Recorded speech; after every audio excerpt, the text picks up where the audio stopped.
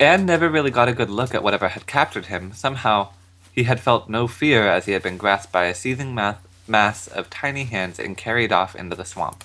Just regular everyday pirate things. Yeah, Anne wondered if his lack of fear was due to his being a rather poor judge of character or an excellent judge.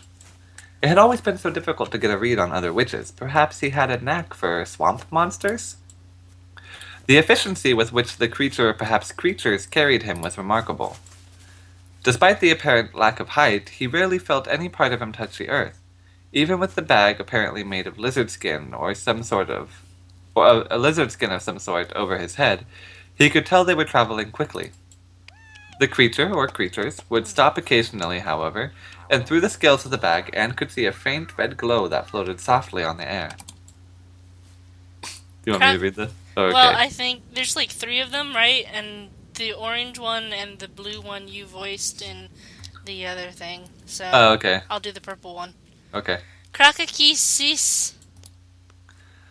A high-pitched, guttural chittering sounded as a pair of hands let go, and he heard an excited clapping, as though the creature were trying to catch the lights.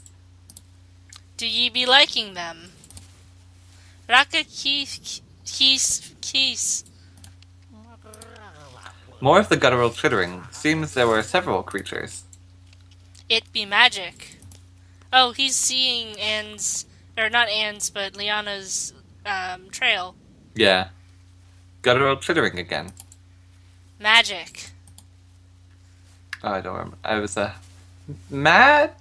Six? Krakamagics. And started. Did the creatures understand? Do ye be wanting magic? Magics! I think I can be helping you there. The further she got inside, the more Liana realized how immense the complex was. The insides grew larger, each set of stones seeming to pull away from her until the light she cast was no more than a tiny pool of light beneath her feet, and the walls beyond her pen's reach. Her footsteps echoed until she could tell she was in an enormous chamber. Liana needed to see more. She reached into her pouches, groping for the materials for a stronger light spell. Something scraped against the stone. Something immense. Liana shifted her hands, drawing the herbs for a more offensive magic. Who are you? I had thought all humans were dead, or at least weren't human anymore. Slowly, it came into view. Liana's jaw dropped in recognition. Both of them, both draws. Yeah, it was a dinosaur skull. Why is that your first thought? Right. How? The creature sniffed the air. Such an array of plants. A witch. I had thought the humans had burnt and drowned your kind into extinction long before I had perished. Stolas made a soft noise. How? Liana cursed herself for her now monosyllabic vocabulary. Who are you? What are you? Necromancy, or a flavor of it. It's a rather consistent magic, you know, across many worlds. As for the who, I am what you might call a mother. I was still for a long time, and it will not be long before I am still once more. My clutch will be alone, and industrious as they are, they know nothing of the world. I'm starting to get the impression that I'm in the same boat. Liana drew in a breath of the magic surrounding her. She could taste the necromancy the creature spoke of. Spiraling stars. What kind of spell could produce something like that? The creature shifted, agitated. That would be the key to run. Yeah, right. Tell me, witch, how old are you? 122, almost exactly.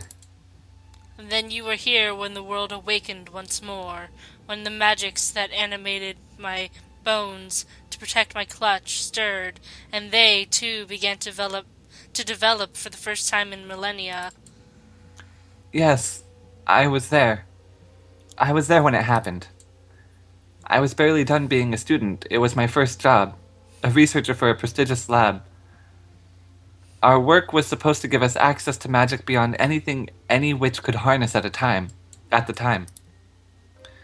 I was in a hazard suit directly beside the machinery, activating spells and devices at the command of my seniors. I was there when it happened. I was the one who opened the rupture. Why had she confessed to that? Yeah, why are you telling a creature that's born of necromancy that might eat you at any moment about how you caused the rupture? Yeah, right. And then I thank you, witch. You gave my children a life they could not have had in the world before. And what of the lives lost? Death comes for us all, even me, even now. That's it? People just die? All those people dead because of me? You cannot save the lives lost to the rupture, as you call it, so I ask you, instead, to consider the lives you can save now. I can sense it in you, a truly awesome power. Do you choose to hide that flame in penance of how you obtained it, or do you choose to protect this world you have created? I can't. I don't even know where to begin. I am afraid I can offer you no guidance there. My time is over, your presence hastening the end of my spell. Please help my children to live in your world. One day they will help you to live in it as well. And then it dies. Yeah. Without another word, the skull clattered to the ground, and a cacophony of bones sounded as an entire skeleton collapsed. Liana stepped forward, casting her meager light over the still form. Though the head had been familiar, that of a dinosaur, every other bone seemed an alien to her, and as the light flickered, she could see enormous wings. Dragon. Yeah. Spiraling stars.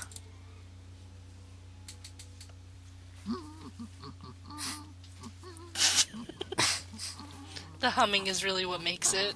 It's great.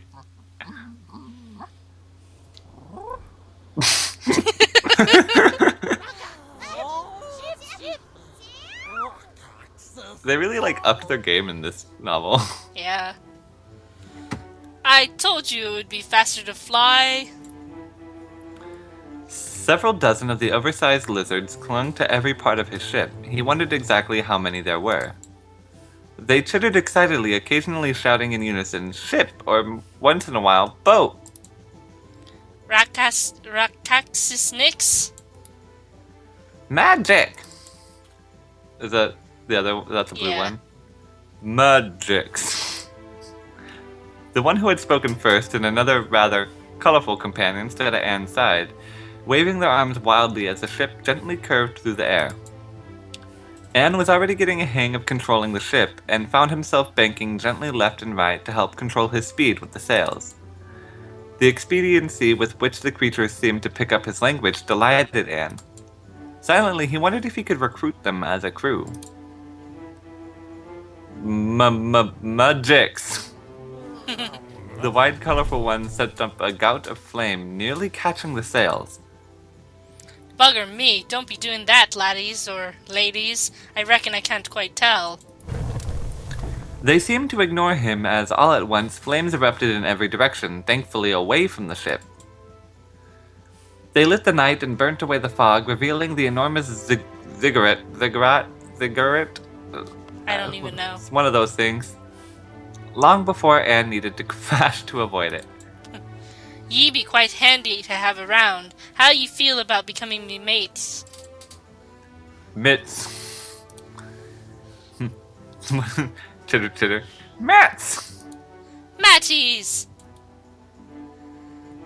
Anne pulled the ship in low, barely scraping the mud as he came in close and stilled the ship. Mats. Rakis mitts? Mats! The three seemed to be talking. A parade followed Anne as he leapt off the ship and began to circle the structure, clearly not the ruin he had expected, and found the entrance. A thin set of footprints led inside. He reached to the cutlass at his side. He turned to find the critters wielding everything from sticks to long leaves in imitation of him. Oh, that's adorable! Anne shrugged and led them inside. So tell me, ickle wee ones, is this place you're doing? He gestured to the structure as he began to sneak silently inside. Silently, except for the talking bit. Mitts. Rackamats! Mitts! Ah, so this be your den. I expect my companion to be inside. I hope she didn't pick no trouble with your mates. They go into a room and they're all dead.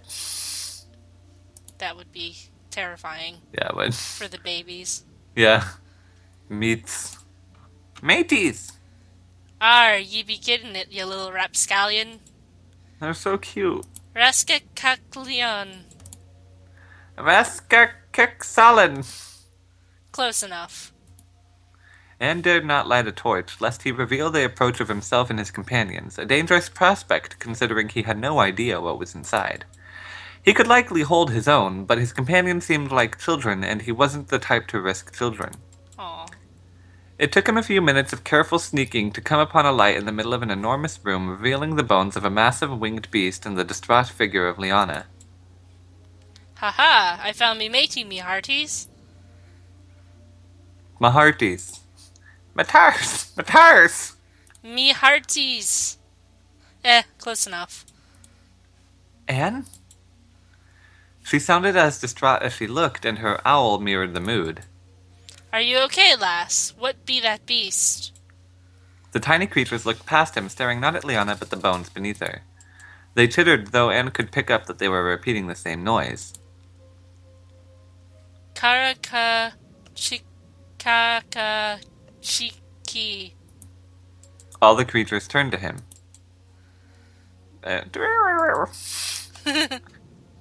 It seemed to ask, looking at him. How could I say no? Karagakis. The creatures turned to Liana, who was halfway to writing a new entry in her journal. I think I'm supposed to be the Karakachika Chiki, Anne. Somehow I don't think ye be the mothering type, lass. What, and you are? Oh, aye. The two stared at each other, only turning when a pair of footsteps began making their way, echoing through the enormous chamber. Come, me boy, the great whale-bold lies within. Grandfather, there... The voices stopped abruptly as Anne and Liana found themselves face to face with the odd-feathered beings. Well, I'll be. Looks like someone already caught the whale-bold, and stripped him neat as you please, too. A pity, a pity.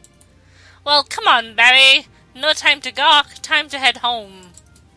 But grandfather, what are all these... Doesn't matter. Off we go. With that, the old bird-like creature trotted back out the way he had come. The younger creature stared, his eyes were locked on Anne, then Liana, and finally the lizards, for easily a full minute before a voice from outside called, Best be following me if you don't want to be lost in this fog. With a reluctant turn, the young harpy scampered away. I like the grandpa. Yeah. Anne, do you know what this means? Oh, aye. It means I can recruit a whole menagerie to crew me ship, not merely all the baby beasts. Thanks, Anne. Good job, man. Yeah, you're doing... This is exactly what it means and nothing else. Liana turned to him, her eyes alight. Anne was shocked at the fire in them. He swore that in the dim light they burned with an actual luminescence. There are other survivors. The end. Yay! Oh, and that's how I learned to speak human. Everyone... Wait. My turn. Oh, okay. Everyone merely stared at the kobold, their eyes wide. I told you that I was from a flying island.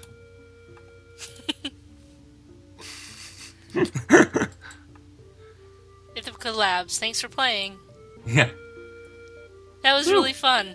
I really like that whole world a lot better. I don't know why because this is a prequel. I'm assuming voices who were voicing in this game. I'm assuming that they are planning on releasing more of the series as well, but it was like a short prequel to Brilliant Shadows. Yeah. And it's like, why would they include Grandpa and Babby if they weren't planning to expand this mythos as well? Why did they give us the choice of the herbs or the mushroom or the flower? It's like, Why? did you pick the mushroom? Yeah, I picked the mushroom the first time, and she just had it on her hip. Oh, okay. Maybe it's literally nothing. It's just aesthetic purposes. Yeah, she still had the flowers on when we were looking at the end. Yeah. So, So maybe it's literally just an aesthetic thing. Like, we have to put some choice in here, right? yeah. It's gotta Um, be a game somehow. but yeah, I'm just like, there's no reason for them to have included Grandpa and Babby at all. Because you clearly can see that there's life down on Earth with the lizards and the fucking dragon that speaks English. I think that they're to show that the owl is actually a harpy. Hopefully. Maybe. I can't wait until the owl does not look like an owl anymore and suddenly starts to develop humanoid features. Yeah. I want to see more of this as well as Brilliant Shadows. Like, Yeah. Like, I like Brilliant Shadows, I just happen to enjoy this world building a bit more.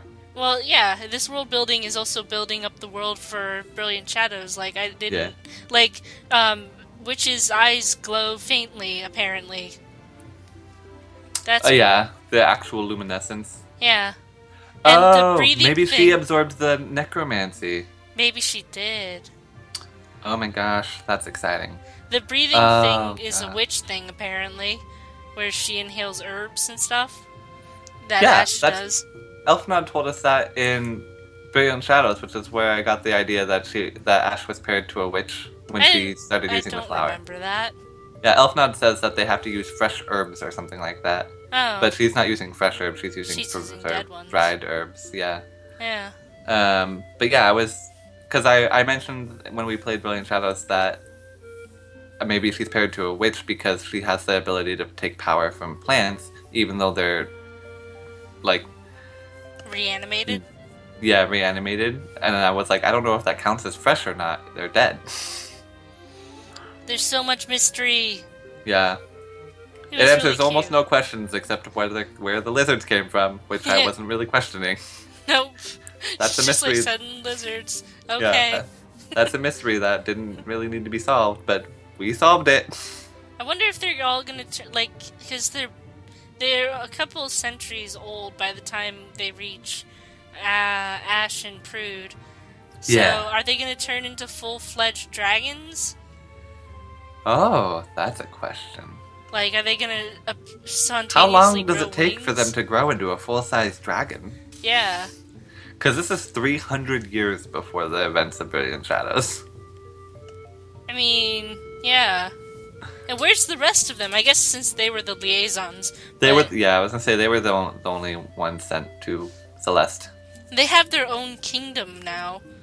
Or Yeah. at least some section of land that is theirs. How did they obtain It's that? just the pyramid. They're all, we need help! It might be. Maybe, and that's probably where they get all the exotic fruits and stuff from. Is from the witches, because Yeah. they Set up some sort know- of communication. Yeah. There's so many things. There's so many things. So many things. It's really cool. I really like it. It's really cool. Yeah, I agree. Anyway, do you have anything else that you would like to say? No, I don't think so. There's nothing else really that I feel like I need to point out. I really like the swirly effects in this one. It was a lot.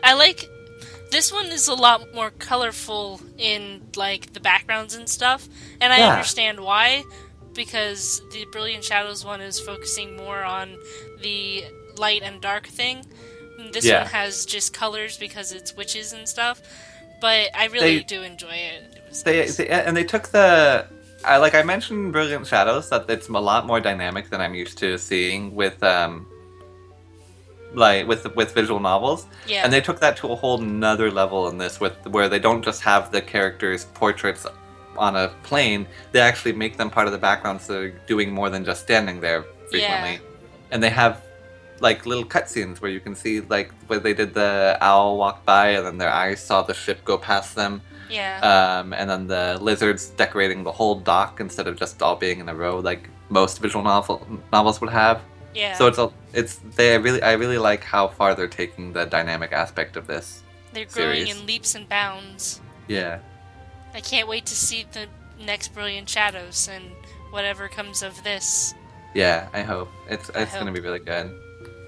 So, thank you guys for watching. I hope you enjoyed this as much as we did. I love you. Bye-bye. Bye!